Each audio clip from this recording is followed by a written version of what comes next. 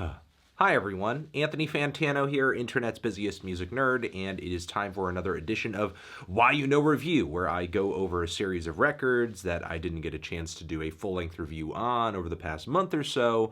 I compile them together into a gauntlet style of short-form opinions in this video. Let us go. If you are a big fan of noisy, somewhat shoegazy indie pop and rock, I think you will definitely get into this, although I personally don't really find the sonic experimentation of this record to really go deep enough. The vocals are often kind of lost in the haze, and I do not find them to be all that distinct. But still, generally the sound of this thing is pretty lush, and there are a few catchy tunes to be heard on it, so if you're looking for some alternative rock, some underground indie rock with somewhat blissful and sweet vibe to it, give it a shot. Talking about the latest record from Sneaks that lands on Merge Records. She is a pretty creative up-and-comer that had a few teaser tracks to this LP that I thought were pretty great. There are a lot of elements of this album that I like a lot. I like some of the art pop and alternative dance and minimal synth and post-punk elements of this record. There are a lot of ideas, though, that I find to be way too short of breath and faint to really leave that big of an impact on me. But in its best moments, this album is incredibly forward-thinking, creative, catchy, and also reminds me a little bit of like a young MIA or something like that. Obviously way more low-key and toned down, but still that kind of funky, danceable, weird alternative element. Also Santigold a little bit as well. I feel like there's a big influential vibe coming from both of those artists, as well as other things on this new album over here.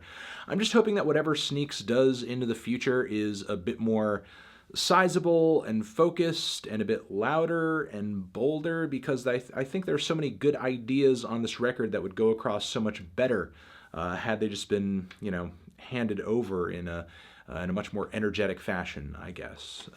But hey, if you're looking for something chill and weird and very versatile and maybe not something that's demanding your attention too much, but has quite a bit of variety and is a little all over the place creatively, give it a shot. I mean, I think there are a lot of good ideas here. It's filthy. It's disgusting. It's vile. And it's one-dimensional. Pretty much everything Pissgrave does on this album they did on their last full-length record. And while I do like how filthy and gross and maniacal that album is from a sonic perspective, sometimes the riffs and the songwriting weren't that great. And I feel like now that I've gotten a full whiff of this new record over here, it's slightly worse. It's slightly less interesting. So yeah, I just feel like this is a very repetitive sequel to the first album, but now the novelty of the band's sound and style is completely out the window, and they haven't really built on in any significant way outside of maybe making the vocals sound a bit crappier. I don't know. It's whatever. Hip-hop heads young and old, please do not let this new posthumous Sean Price record with Small Professor doing production from front to back slip by you, because it is actually pretty great. Of course, given that Sean Price did pass a while ago, Small Professor doesn't have an incredible amount of material to work with here. Some of the material on this thing is remix stuff, but there are some good features on here, some great production, and Sean Price sounds as grimy as we've known him to be. Not really a whole lot to complain about on this thing, just left wanting more, but if you're just looking for some really badass, just very gritty hip-hop music, do not miss out on this. My thoughts on the new Wicca Phase Springs Eternal record here. If you are a huge fan of this new wave of acoustic emo trap, then I think you will definitely get into this record. There are some elements of it that reminds me of Little Peep, but maybe a bit more lyrically mystical and deep, a bit darker, a bit more despondent. There's some elements of it that kind of remind me of Bones. However, the acoustic bits I find to be very bland, the beats I find to be very average, and while I do think that Wicca Phase's music does remind me of those two pretty significant artists, there's not really much about this album that surpasses the sounds of of either of them. So, I don't know, if this is a sound you're crazy about, you're just dying for this style, for this vibe, then definitely give it a shot, because if you're just kind of looking for more, you will most likely get into it. But I personally don't really find it to stand out.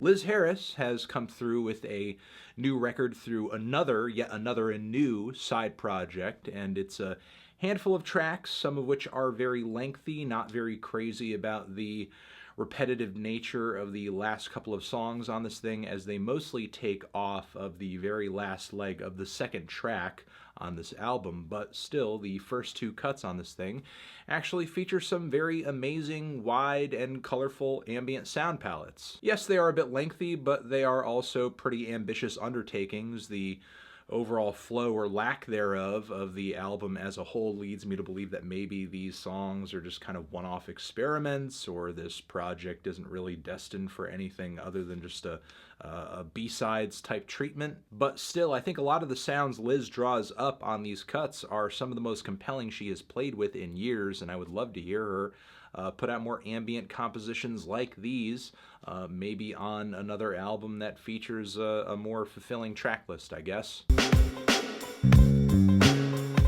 The new Mercury Rev album, even though I'm not crazy about it, it is a really ambitious undertaking that I think music fans need to pay attention to, as the group essentially goes back and does a song-for-song cover of an old Bobbie Gentry record. Bobbie Gentry, if you don't remember, is this old-school soul country songstress. And there's some pretty great songs on Delta Sweete, the record that Mercury Rev covers on this album track for track for track.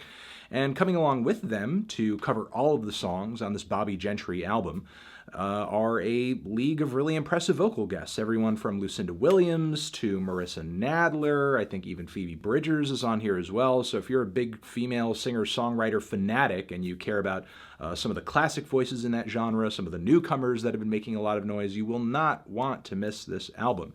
I'm not super crazy, though, about Mercury Rev's consistently spacey and toothless approach to covering a lot of these tracks. It is maybe a little too atmospheric, a little too lifeless at points. I wish there was more variation to this album and to these versions on that end. But still, it's a pretty interesting series of tracks, some of which are very good. And the sounds of this record generally, if you do love drony, ambient, chilly, spaced out music, are very relaxing and are kind of serene, maybe even foreboding, but still very easygoing and very even-tempered, sometimes even eerie and chilling and haunting. Hopefully I've done an adequate job of selling this record. I do think there are some very admirable qualities to it, and if you do fancy yourself a big fan of singer-songwriters, this is not to be missed.